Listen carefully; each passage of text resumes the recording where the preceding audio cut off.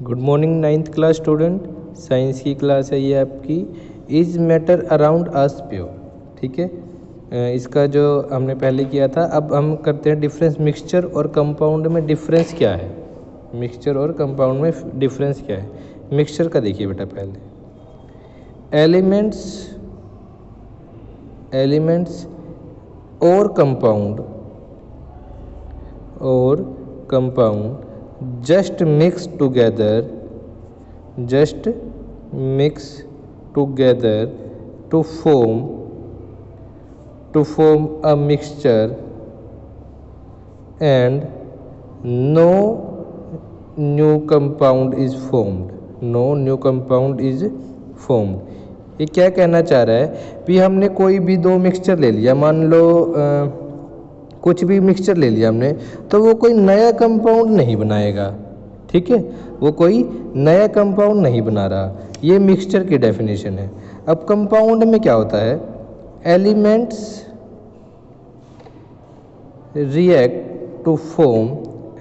React करेगा और क्या करेगा, एक नया कंपाउंड फॉर्म कर देगा, एक नया कंपाउंड बना देगा। ठीक है, जैसे एग्जांपल ले लें हम, हाइड्रोजन प्लस ऑक्सीजन, ये हमें क्या देगा, वाटर देगा। ठीक है, अब इसको बैलेंस कर दो। ठीक है, हाइड्रोजन प्लस ऑक्सीजन, हमने दो अलग अलग एलिमेंट्स लिए। ठीक है, और इसने हमें क्या दे दिया, वाटर दे दिया। ठीक है, एक नया कंपाउंड बन गया। ठीक है, और दूसरा एग्जांपल ले सकते हो, सोडियम प्लस क्लोरीन, ये क्या देगा हमें, ये सोडियम क्लोराइड NaCl। ठीक है बेटा, दूसरा डिफरेंस देखो मिक्सचर का। A mixture has variable composition. A mixture has variable composition, इसकी बहुत सारी कंपोजिशन होंगी, वेरिएबल कंपोजिशन होगी। ठीक है, अब कंपाउंड में क्या होगा, the composition of each new substances, जो उसकी कंपोजिशन होगी नए सब्सटेंस की, वो ऑलवेज फिक्स रहेंगी। Is always fixed. कैसे फिक्स रहेंगी, जैसे एग्जांपल ले लो, मान लो हमने वाटर का ही एग्जांपल ले लिया, तो इसमें हाइड्रोजन के दो ही एटम रहेंगे और ऑक्सीजन का एक ही रहेगा, ये फिक्स है। ठीक है, ये नहीं कि हाइड्रोजन के 3 एटम हो जाएंगे या ऑक्सीजन के 2 एटम हो जाएंगे तो भी ये वाटर ही देगा, नहीं, वो गलत होगा। हाइड्रोजन के 2 रहेंगे और ऑक्सीजन का एक ही रहेगा, तभी वो वाटर देगा। ठीक है बेटा, इसमें कोई कंपोजिशन फिक्स नहीं रहती, इसमें वेरिएबल रहती है। मान लो चाय बनाई है हमने, एग्जाम्पल चाय का ले लिया। ठीक है, तो शुगर डलती है उसमें, वाटर डलता है, मिल्क डलता है। ठीक है, चाय पत्ती डलती है, टी खुद डलती है, चाय डलती है, तो इसकी कंपोजिशन सबके लिए वेरिएबल होगी, लेकिन बनेगी फिर भी चाय ही। ठीक है, ये एग्जांपल है इसका। थर्ड एग्जांपल देखिए बेटा, इसका थर्ड डिफरेंस देखिए। थर्ड डिफरेंस क्या है, a mixture show the properties of the constituents substances, वो कॉन्स्टिट्यूएंट्स प्रॉपर्टी को शो करेगा। ठीक है, और इसका क्या है, कंपाउंड का, the new substances has totally different property.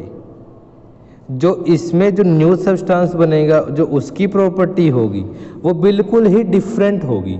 अब जैसे हाइड्रोजन है, ये क्या है, गैस है, और ऑक्सीजन क्या है, ये भी गैस है, लेकिन जो इन दोनों ने मिलाकर बनाया वो क्या बना, लिक्विड फॉर्म में वाटर। प्रॉपर्टी अलग हो गई, सॉलिड ये गैस थे, ये लिक्विड फॉर्म में आ गए। ठीक है, लेकिन जो इसकी प्रॉपर्टी होगी वो सेम रहेगी। ठीक है, हैज़ डिफरेंट प्रॉपर्टी। ठीक है बेटा, फोर्थ पॉइंट देखो इसका, the constituents can be separated, इनको सेपरेट किया जा सकता है फेयरली, easily बड़े आसानी से किया जा सकता है by physical method, by physical method. इसको फिजिकल मेथड से अलग अलग किया जा सकता है। जैसे चावलों में कंकड़ रहता है तो हम उसको अलग अलग कर लेते हैं, चावल अलग कंकड़ अलग, बाय फिजिकल मेथड।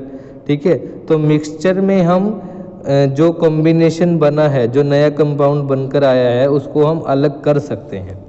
लेकिन कंपाउंड में क्या होता है, the constituents can be separated only by chemical method. Chemical method भी कर सकते हैं और इलेक्ट्रोकेमिकल भी कर सकते हैं, इलेक्ट्रोकेमिकल। ठीक है, जैसे कि रिएक्शन, इलेक्ट्रोकेमिकल रिएक्शन, जैसे एग्जांपल के तौर पे ले लो, मान लो हमने वाटर ही ले लिया। ठीक है, अब बाय यूजिंग इलेक्ट्रिसिटी का यूज़ करके हम हाइड्रोजन को अलग और ऑक्सीजन को अलग कर सकते हैं। ठीक है, लेकिन इसको हम बाय फिजिकल मेथड नहीं अलग कर सकते। ठीक है बेटा, आज इतना ही करो। ओके बेटा, थैंक यू।